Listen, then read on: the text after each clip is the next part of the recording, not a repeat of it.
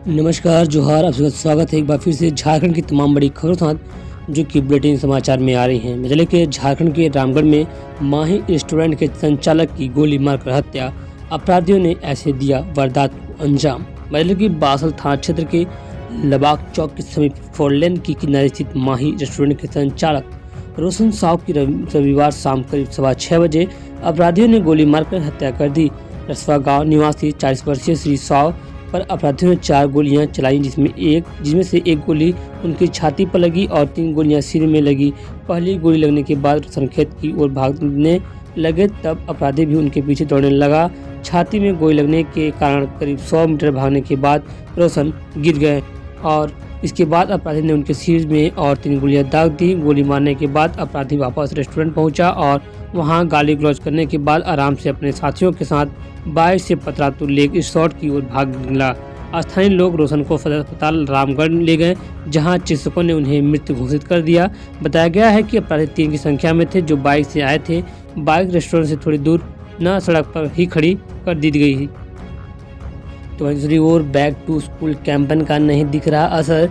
हर दिन 15 लाख बच्चे अनुपस्थित, इन जिलों की स्थिति सबसे खराब नजर आ रही है। बजरंग की शिक्षा विभाग के प्रयास के बावजूद राज्य के विद्यालयों में बच्चों की उपस्थिति बढ़ने के बजाय कम होती जा रही है। हालत यह है कि राज्य के विद्यालयों में प्रतिदिन 15 लाख से अधिक बच्चे अनुपस्थित रहते हैं।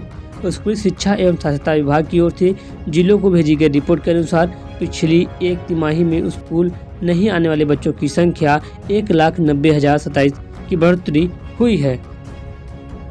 तो दूसरी ओर आज़ादी के अमृत महोत्सव पर झारखंड के जिलों में 20 कैदी होंगे रिहा। मतलब कि आज़ादी के अमृत महोत्सव की 75वीं वर्षगांठ के अवसर पर 15 अगस्त 2023 को राज्य के विभिन्न सेंट्रल जेल से 20 कैदियों को रिहा किया जाएगा। इसमें बिरसा मुंडा केंद्रीय कारा होटवार के 4 कैदी भी शामिल हैं। जिन 4 कैदियों को होटवार जेल से रिहा किया जाएगा उनमें सोनाहातू थाना क्षेत्र के हरिपदो प्रमाणिक उर्फ घोटलू प्रमाणिक 868 को 10 साल, रिसई के भरनो निवासी रिफास होटवार सदाकत होटवार को 5 साल, ठाकुर डेग निवासी सचिन मिंज को 7 साल सजा काटने के बाद रिहा किया जाएगा।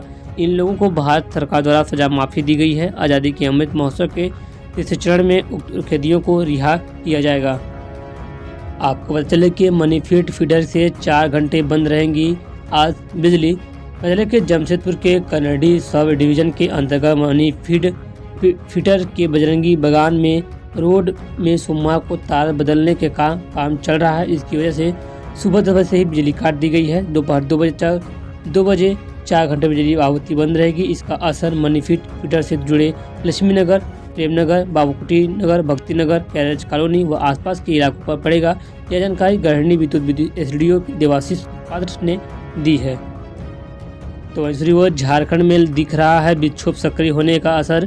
9 और 10 अगस्त को भारी बारिश की संभावना जताई जा रही है। बजरंग उत्तर प्रदेश की सीमा से सटे जिलों में एक विक्षोभ सक्रिय है। इसका असर झारखंड में कई जिलों में दिख रहा है। राज्य भर में बीते कुछ दिनों से अच्छी बारिश हो रही है। रांची में करीब हर रोज बारिश हो रही है। बजरंग की देवघर में 9 अगस्त तक भारी बारिश का अलर्ट जारी किया गया है। डीसी ने जिलावासियों से बड़ी अपील की है। मौसम विज्ञान विभाग ने अलर्ट जारी किया है कि देवघर जिले में 9 अगस्त तक भारी बारिश, बादल गर्जन व बिजली कड़कने की पूर्ण संभावना है। ऐसे में जिलावासियों से आग्रह है कि खराब मौसम को देखते हुए सभी सतर्क व सुरक्षित रहें। उन्हें जानकारी डीसी विशाल सागर ने दी है। आपको बता चले कि गढ़वा से हटाए गए कंप्यूटर ऑपरेटर की रांची में कर दी गई है पोस्टिंग। लगे थे कई गंभीर आरोप। एक झारखंड के जिला और निबंधन कार्यालयों में मैन पावर की आपूर्ति करने वाली एजेंसी एवरग्रीन सर्विसेज ने गढ़वा में कार्य मुक्त किए गए एक कंप्यूटर ऑपरेटर को रांची में पदस्थापित कर दिया है। रांची में पदस्थापित करते समय कर्मी का नाम भी बदल दिया गया है। राजस्व, निबंधन एवं भूमि सुधार विभाग के निदेशक के आलोक में कई जिलों में पदस्थापित कंप्यूटर ऑपरेटर या डाटा एंट्री ऑपरेटरों का तबादला किया गया था। गढ़वा के नगर उटारी कार्यालय में पदस्थापित रोशन तिवारी का तबादला रांची स्थित अवर निबंधन कार्यालय अर्बन 3 काके में किया गया है। एजेंसी द्वारा जारी तबादला सूची में इसका नाम रोशन कुमार लिखा गया है। गढ़वा में पदस्थापन के दौरान इस पर गड़बड़ी करने का आरोप था। आरोपी में पुष्टि के बाद इसे गढ़वा के जिला उपायुक्त ने रोशन को कार्यमुक्त कर दिया गया था। मामला उजागर होने पर जांच की बात कही गई है। तो दूसरी ओर मांझी गोला एक्सप्रेसवे पर जल्द ही फराटा भरेंगी गाड़ियां। झारखंड में पहला ग्रीन कॉरिडोर बनकर तैयार। जबकि झारखंड की राजधानी रांची में रामगढ़ के गोला जाना अब आसान हो जाएगा। इसका कारण यह है कि केंद्र सरकार की भारत माला परियोजना के तहत और मांझी गोला एक्सप्रेसवे का तेज कर दिया गया है। सरकार की भारत परियोजना के तहत प्रस्तावित और मांझी गोला एक्सप्रेसवे का अनाइंटमेंट फाइनल हो चुका है और फिलहाल इस एक्सप्रेसवे के निर्माण में तेजी लाने के लिए मिट्टी काटकर रास्ता निकाला जा रहा है। और मांझी से शुरू होने वाली यह 4 लेन सड़क 16 गांवों से होते हुए गोला तक जाएगी। इन गांवों में जमीन अधिग्रहण का काम लगभग पूरा कर लिया गया है। हालांकि अभी इसके रास्ते में आने वाले गुड्डू गांव में जमीन अधिग्रहण करना अभी बाकी है। जिन गांव में इस एक्सप्रेसवे के लिए जमीन अधिकृत कर ली गई है उन गाँव में रास्ता बनाने का काम शुरू कर दिया गया है। हालांकि मानसून बीत जाने के बाद इसके निर्माण कार्य में और तेजी आने की उम्मीद जताई जा रही है। यह झारखंड में पहला ग्रीन कॉरिडोर होगा। आपको चले कि झारखंड सरकार अब वीआईपीओ के लिए खरीदेगी। झारखंड सरकार बुलेट प्रूफ फॉर्च्यूनर व सफारी। गृह विभाग को भेजा गया है प्रस्ताव। जिले के राज्यपाल, मुख्यमंत्री एवं पूर्व मुख्यमंत्री एवं केंद्रीय नेता सहित अन्य वीआईपी की सुरक्षा के लिए 10 बुलेट प्रूफ फॉर्च्यूनर व 10 सफारी गाड़ी खरीद दी जाएगी। इसका प्रस्ताव पुलिस मुख्यालय ने गृह विभाग को भेजा है। इससे पहले 2010 में बुलेट प्रूफ सफारी गाड़ी की खरीद की गई थी, जो नए बुलेट प्रूफ वाहनों की खरीद के बाद वीआईपी की सुरक्षा से हटा लिए जाएंगे। गृह विभाग की मंजूरी के बाद वाहनों की खरीद की प्रक्रिया पुलिस मुख्यालय शुरू करेगा। तो दूसरी ओर झारखंड में मनी लॉन्ड्रिंग मामले में जेल में बंद आईएएस अधिकारी छवि रंजन समेत कई लोगों की जीवन शैली हो गई है। ऐसी वजह कि झारखंड में मनी लॉन्ड्रिंग को लेकर ईडी की लगातार कार्रवाई के बाद कई अधिकारी, नेता, पावर ब्रोकर और बड़े व्यवसायी इस पर समय कोटवा स्थित बिरसा मुंडा केंद्रीय कारा में दिन काट रहे हैं। इनमें आईएएस अफसर छवि रंजन आतंकित हो गए हैं। व्यवसायी अमित अग्रवाल ने साधारण जीवन शैली अपना ली है। अफसरों की ट्रांसफर पोस्टिंग की कराने वाला प्रेम प्रकाश अपने किस्से कारनामे दूसरे कैदियों को अपनाकर वक्त काट रहा है। तो वहीं 1000 करोड़ अवैध पत्थर खनन का आरोपी पंकज मिश्रा लोगों से बात करने को तरस रहा है। जेल में पहुंचते व्यवसायी विष्णु अग्रवाल की तबीयत ही बिगड़ गई थी। तो दूसरी ओर A2 दूध कैसे है इम्यूनिटी बूस्टर। A1 दूध से डायबिटीज व हृदय रोग का खतरा, बोली PAU विज्ञानी डॉक्टर नंदिनी।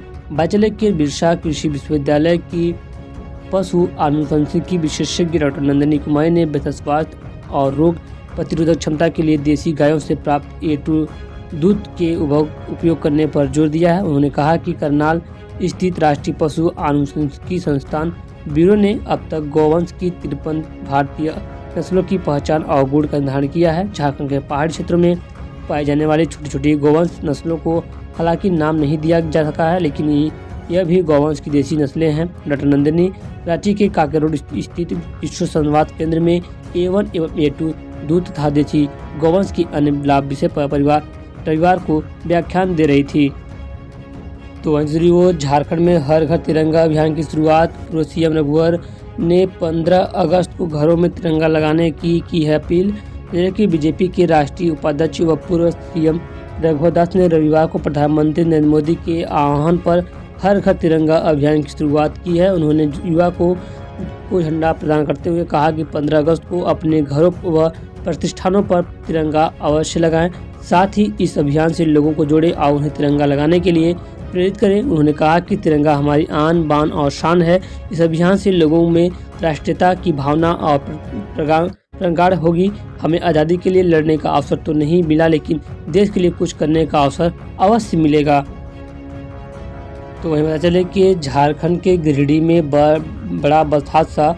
स्कूल के इंश्योरेंस पेपर पर चल रही थी आउट ऑफ कंट्रोल बस, ले ली 4 लोगों की जान। बजरंग की रांची से गिरिडीह चली आलीशान बस बाबा सम्राट की रफ्तार इतनी ज़्यादा थी कि बस ड्राइवर के कंट्रोल से बाहर हो चुकी थी और आउट ऑफ कंट्रोल इस बस ने बराकर नदी के पास अपना संतुलन खोने के बाद पुल से नीचे जा गिरी। बस की रफ्तार इतनी तेज थी कि स्टीयरिंग दाहिनी ओर काटने के बाद बस अचानक स्किड की गई और प्रत्यक्षदर्शी का कहना है कि स्किड होने के बाद उधर दिशा की ओर जा रही बस 180 डिग्री के एंगल से घूमते हुए दक्षिण दिशा की ओर हो गई। इसके बाद कई रेलिंग को तोड़ते हुए यह बस नदी में जा गिरी, जिसमें सवार 4 लोगों की जान चली गई है और 17 लोग जख्मी हो गए हैं।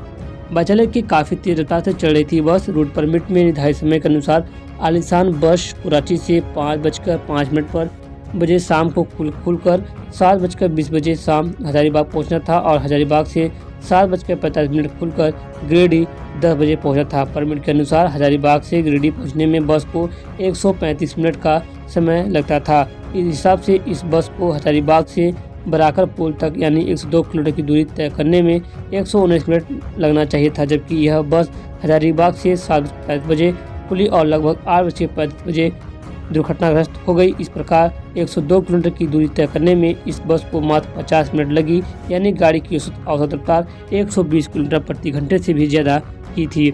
बराकर नदी के किनारे संचालित शर्मा लाइन के संचालक रॉकी शर्मा का कहना है कि बस की रफ्तार काफ़ी ज़्यादा थी, जिसके कारण यह दुर्घटना हुई है।